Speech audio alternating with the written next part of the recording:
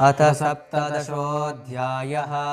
अर्जुन उवाच ये शास्त्रविधिमुत्सृज्य यजन्ते श्रद्धयान्विताः तेषां निष्ठा तु का कृष्णा सत्त्वमाहो रजस्तमः।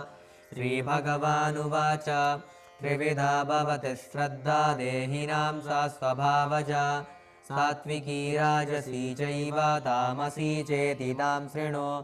श्रद्धानुरूपा सर्वस्य श्रद्धा भवति भारत। श्रद्धामयोऽयं पुरुषो यो यच्छ्रद्धः स एव सः।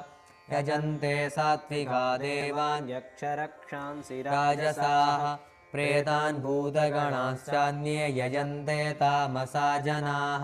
अशास्त्रविहितं घोरं तप्यन्ते ये तपोजनाः दम्भाहङ्कारसंयुक्ताः कामरागबलान्विताः कर्षयन्तः शरीरस्थं भूतग्राममचेतसः। मां चैवान्तः शरीरस्थं तान् विद्यासुरनिश्चयान्।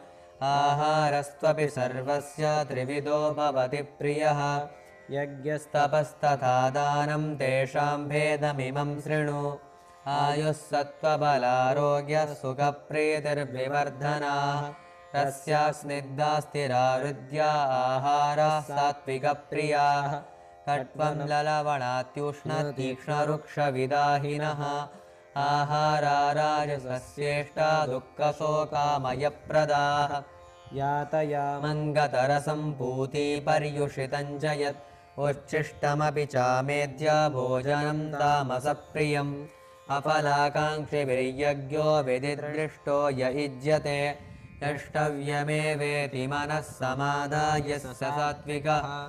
अभिसन्धाय तु फलं दम्भार्थमपि चैव यत् युज्यते भरतश्रेष्ठ तं यज्ञं विद्धि राजसं।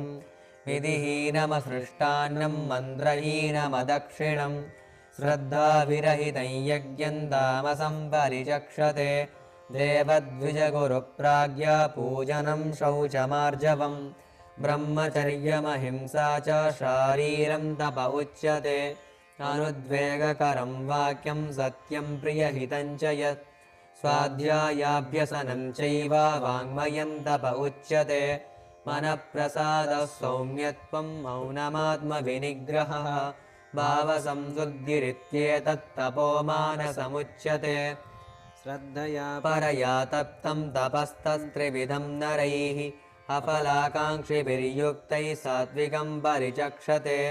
सत्कारमानपूजार्थं तपोदम्भेन चैव यत् क्रियते तदिह प्रोक्तं राजसं चलमध्रुवं। मूढग्राह्येणात्मनो यत्पीडया क्रियते तपः परस्योत्साधनार्थं वा तत्तामसमुदाहृतम्। दातव्यमिति यद्दानं दीयतेऽनुपकारिणे देशे काले च पात्रे च तद्दानं सात्विकं स्मृतं। यत्तु प्रत्युपकारार्थं फलमुद्दिश्य वा पुनः दीयते च परिक्लिष्टं तद्दानं राजसं स्मृतम्। अदेशकाले यद्दानमपात्रेभ्यश्च दीयते असत्कृतमवज्ञातं तत्तामसमुदाहृतम्। ॐ तत्सदिति निर्देशो ब्रह्मणस्त्रिविधः स्मृतः। ब्रह्मणास्तेन वेदाश्च यज्ञाश्च विहिताः पुरा तस्मादोमित्युदाहृत्य यज्ञदानतपक्रियाः प्रवर्तन्ते विधानोक्ताः सततं ब्रह्मवादिनां।